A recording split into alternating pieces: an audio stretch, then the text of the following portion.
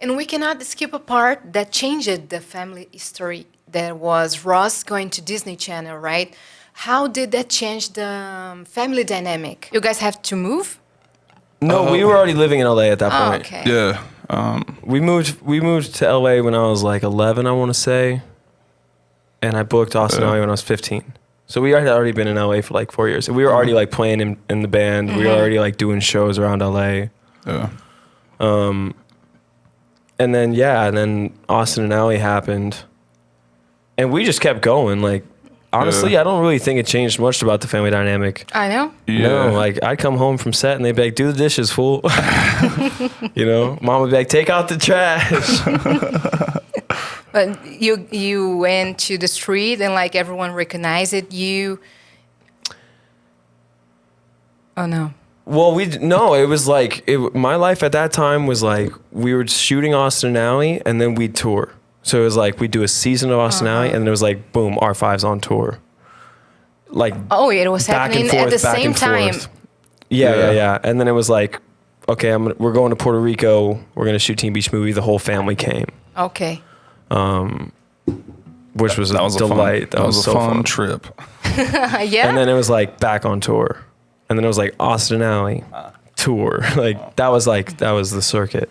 We hear a lot of stories of like ex-Disney actors that were bad experiences, but it seems like you enjoyed your experience, right? Yeah, I mean, people don't realize how the system works. Everyone's like, "Oh, you worked for Disney."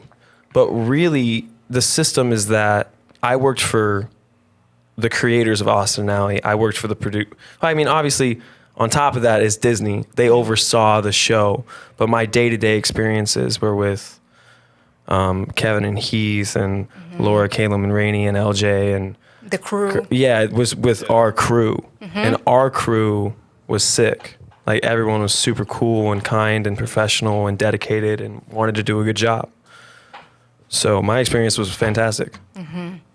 And you guys mentioned Michael Jackson, and I know a lot of references of you guys are Michael Jackson, Jackson 5, and the Beatles, and Elvis. And we know from Elvis' history, his problems with his manager. Did you guys have problems with your agents? And this is one of the reasons you kept everything in family? I think we actually got really lucky where there was like a couple... we kind of had a couple different options of like managers straight up where we could have gone down these two other paths. And I think we got really lucky that we ended up going down the one we went, because we've been with our manager, Andre. He's outside somewhere. I don't know if he's listening to this. I hope he is. Shout out. Shout out, Andre. To Boomman Records. Yeah, no, he's I don't think we've ever signed a contract with him. Ever. Day one. It's just been like word. Yeah, just like It's a handshake agreement, yeah. Yeah, we like, you got us, we got you. And like I said, I think if these other two paths that maybe we could have gone down, yeah, there maybe been some Elvis type shit. For sure. Which it would be, that's fucked.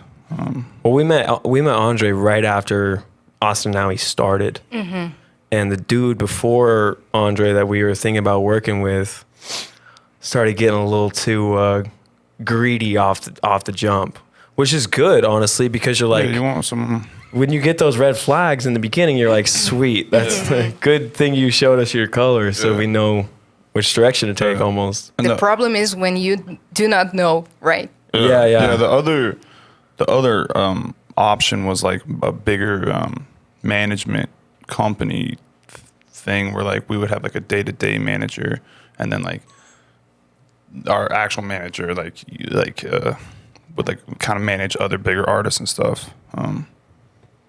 And again, like I'm glad we didn't go down that path as well.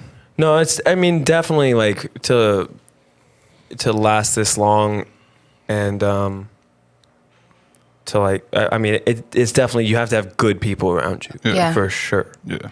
For sure. So we've definitely gotten really lucky on that front in all categories. But I don't know, I heard somewhere that the first time you came to Brazil, you guys had a fight with someone in your crew.